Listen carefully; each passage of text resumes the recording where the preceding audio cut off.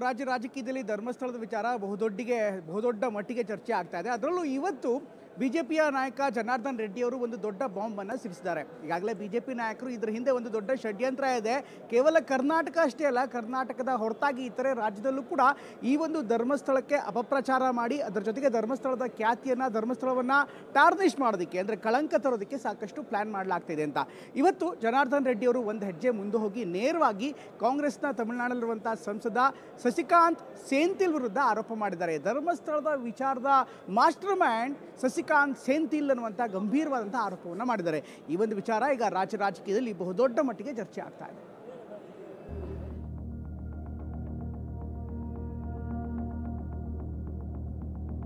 ಇವರು ಹಿಂದೆ ಇರುವಂತ ಮಾಸ್ಟರ್ ಮೈಂಡ್ ಸಸಿಕಾಂತ್ ಸೆಂಥಿಲ್.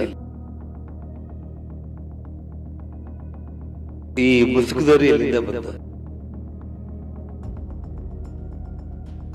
ಒಬ್ಬ IAS ಆಫೀಸರ್, ಹಿಂದೆ DC ಆಗಿದ್ದವರು, ಈಗ MP ಆಗಿದ್ದಾರೆ. ಅವರ ಕೈವಾಡ ಇದೆ.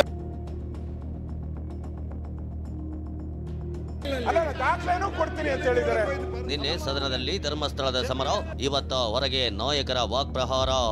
ಧರ್ಮಸ್ಥಳ ಕ್ಷೇತ್ರದ ವಿರುದ್ಧ ಷಡ್ಯಂತ್ರ, ಕುತಂತ್ರ ಆರೋಪದ ನಡುವೆ ರಾಜಕೀಯ ನಾಯಕರು ಸ್ಫೋಟಕ ಹೇಳಿಕೆಗಳನ್ನ ಕೊಡ್ತಿದ್ದಾರೆ. ಅದರಲ್ಲೂ ಶಾಸಕ ಜನಾರ್ದನ್ ರೆಡ್ಡಿ ಇವತ್ತು ಕೊಟ್ಟಿರುವ ಹೇಳಿಕೆ ಷಡ್ಯಂತ್ರದ ಕಿಚ್ಚಿಗೆ ಟ್ವಿಸ್ಟ್ ಕೊಟ್ಟಿದೆ. ಬುರುಡೆ ರಹಸ್ಯದ ಮಾಸ್ಟರ್ ಮೈಂಡ್ ಸಸಿಕಾಂತ್ ಸೆಂಥಿಲ್. ಇವರು ಹಿಂದೆ ಇರುವಂತ ಮಾಸ್ಟರ್ ಮೈಂಡ್ ಇವತ್ತು ನಮ್ಮ ಸಸಿಕಾಂತ್ ಸೆಂಥಿಲ್.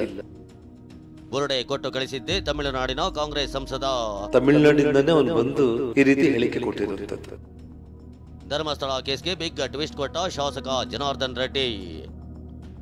ಧರ್ಮಸ್ಥಳದಲ್ಲಿ ಅಸ್ಥಿಶೋಧ ಕಾರ್ಯಾಚರಣೆಯನ್ನೇ ಅಸ್ತ್ರ ಮಾಡಿಕೊಂಡ ಬಿಜೆಪಿ ನಿನ್ನೆ ವಿಧಾನಸಭೆ ಕಲಾಪದಲ್ಲಿ ಸರ್ಕಾರದ ವಿರುದ್ಧ ಸಮರ ಸಾರಿತ್ತು. ಆಡಳಿತ ಪಕ್ಷ ವಿಪಕ್ಷ ನಾಯಕರ ನಡುವೆ ವಾಗ್ಯುದ್ಧಕ್ಕೂ ಕಾರಣವಾಯಿತು. ಇದರ ಬೆನ್ನಲ್ಲೇ ಇವತ್ತು ಶಾಸಕ ಜನಾರ್ದನ್ ರೆಡ್ಡಿ ಪ್ರಕರಣದ ಬಗ್ಗೆ ಗಂಭೀರ ಆರೋಪ ಮಾಡಿದ್ದಾರೆ. ಧರ್ಮಸ್ಥಳ ಕ್ಷೇತ್ರದ ವಿರುದ್ಧ ನಡೆಯುತ್ತಿರುವುದೆಲ್ಲ ಒಂದು ಷಡ್ಯಂತ್ರ. ಆ ಷಡ್ಯಂತ್ರದ ಮಾಸ್ಟರ್ ಮೈಂಡ್ ದಕ್ಷಿಣ ಕನ್ನಡ ಜಿಲ್ಲೆಯ ಮಾಜಿ ಜಿಲ್ಲಾಧಿಕಾರಿ ಹಾಗೂ ತಮಿಳುನಾಡಿನ ಹಾಲಿ ಕಾಂಗ್ರೆಸ್ ಸಂಸದ ಸಸಿಕಾಂತ್ ಸೆಂಥಿಲ್ ಅಂತ ಶಾಸಕ ಗಾಲಿ ಜನಾರ್ದನ್ ರೆಡ್ಡಿ ಆರೋಪಿಸಿದ್ದಾರೆ. ಟಿವಿ ನೈನ್ ಜೊತೆ ಮಾತನಾಡಿದ ಜನಾರ್ದನ್ ರೆಡ್ಡಿ, ಸಂಸದ ಸಸಿಕಾಂತ್ ಸೆಂಥಿಲ್ ಒತ್ತಡದಿಂದಲೇ ಸರ್ಕಾರ SIT ರಚನೆ ಮಾಡಿದೆ. ಕಾಂಗ್ರೆಸ್ ವರಿಷ್ಠರಿಗೆ ಸೆಂಥಿಲ್ ಆಪ್ತ. SIT ರಚನೆಗೆ ಒತ್ತಡ ಹಾಕಿದ್ದಾರೆ. ಅನಾಮಿಕ ಮಾಸ್ಕ್ ಮ್ಯಾನ್ ತಮಿಳುನಾಡಿನವನಾಗಿದ್ದು ಸೆಂಥಿಲ್ ಜೊತೆ ನಿಕಟ ಸಂಬಂಧ ಹೊಂದಿದ್ದಾನೆ. ಆತನ ಕೈಯಲ್ಲಿ ಬುರುಡೆ ಕೊಟ್ಟು ಕಳಿಸಿರುವುದೇ ಸೆಂಥಿಲ್. ಈ ಬಗ್ಗೆ CBI ಇಲ್ಲ NIA ತನಿಖೆ ಆಗಬೇಕು ಅಂತ ಆಗ್ರಹಿಸಿದ್ದಾರೆ. ಇವರು ಹಿಂದೆ ಇರುವಂತ ಮಾಸ್ಟರ್ ಮೈಂಡ್ ಸಸಿಕಾಂತ್ ಸೆಂಥಿಲ್ ಅನ್ನೋಂಥ ಒಂದು ವಿಚಾರದಲ್ಲಿ ನನಗಂತೂ ಒಂದು ಸ್ಪಷ್ಟತೆ ಬಂದಿದೆ. ನಮ್ಮ ಎಮೋಷನ್ಸ್, ಸೆಂಟಿಮೆಂಟ್ಸ್ಗೆ ಬೆಲೆ ಕೊಡದೇನೆ ಈ ರೀತಿ ಕೇವಲ ರಾಜಕೀಯಕ್ಕೋಸ್ಕರ ಖಂಡಿತವಾಗ್ಲೂ ಕೂಡ ತಮಿಳುನಾಡಿಂದಾನೇ ಅವನು ಬಂದು ಈ ರೀತಿ ಹೇಳಿಕೆ ಕೊಟ್ಟಿರುವಂಥದ್ದು. ಇದನ್ನು ನಾನು ಚಾಲೆಂಜಿಂಗ್ ಆಗಿ ಹೇಳ್ತಾ ಇದ್ದೀನಿ. ಇದರಲ್ಲಿ ಯಾವುದೇ ಒಂದು ಅನುಮಾನ ಬೇಕಾಗಿಲ್ಲ. ಅಷ್ಟೇ ಆಗಲಿ, ಇದು ಮತ್ತೆ SIT ಅಂತಂದರೆ ಮತ್ತೆ ದಿಕ್ತಪ್ಪಿಸುವಂಥ ಕೆಲಸ ಆಗುತ್ತೆ. ಇದು ನಿಮಗೆ CBI ಮೇಲೆ ವಿಶ್ವಾಸ ಇಲ್ಲ ಅಂತಂದರೆ NIA ಕೊಡಿತು. ಇನ್ನು ಜನಾರ್ದನ್ ರೆಡ್ಡಿ ಹೇಳಿಕೆಯನ್ನೇ ಬಿಜೆಪಿ ನಾಯಕರು ರಿಪೀಟ್ ಮಾಡಿದ್ದಾರೆ.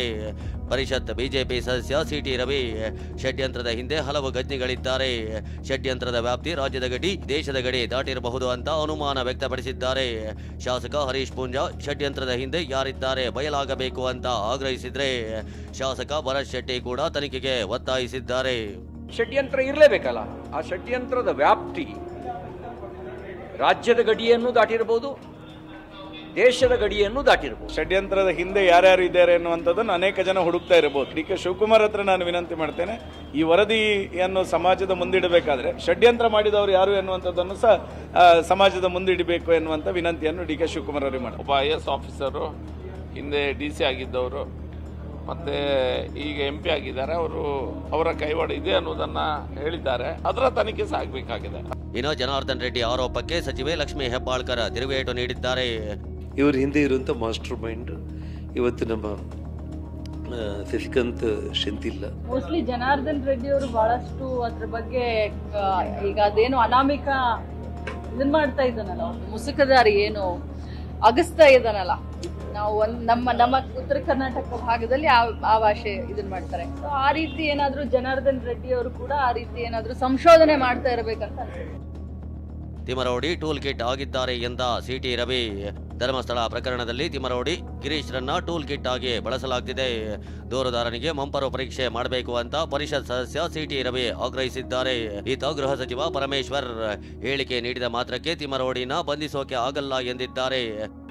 ಈ ತಿಮ್ರೋಡಿ ತರದವ್ರನ್ನ, ಗಿರೀಶ್ ಮಠಣ್ಣನ್ ತರದವ್ರನ್ನ ಟೂಲ್ ಆಗಿ ಬಳಸ್ಕೊಳ್ತಿದ್ದಾರೆ. ನನ್ನ ಅನುಮಾನ ಅವರೆಲ್ಲರೂ ಟೂಲ್ ಆಗಿದ್ದಾರೆ.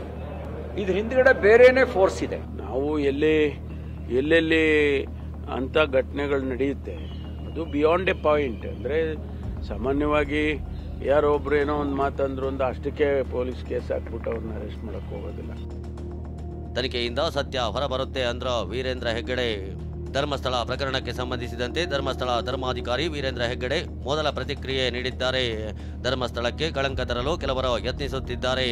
ತನಿಖೆಯಿಂದ ಸತ್ಯಾಂಶ ಹೊರಬರಲಿದೆ ಎಂದು ಹೇಳಿಕೆ ನೀಡಿದ್ದಾರೆ. ಈ ವಿಚಾರಗಳೆಲ್ಲ ಆಧಾರರಹಿತವಾದದ್ದು, ಸೃಷ್ಟಿಸಿರುವಂಥದ್ದು. ಈ ರೀತಿಯ ಆರೋಪಗಳು ನನ್ನ ಮೇಲೆ ಬಂದಿರುವುದರಿಂದ ನೋವಾಗಿದೆ. ನನ್ನ ಕೆಲಸವನ್ನ ನಾನು ಮಾಡ್ತಿದ್ದೇನೆ. ಈ ಕ್ಷೇತ್ರ ಮತ್ತು ನನ್ನ ಬಗ್ಗೆ ಯಾವುದೇ ಅನುಮಾನ ಬೇಡ.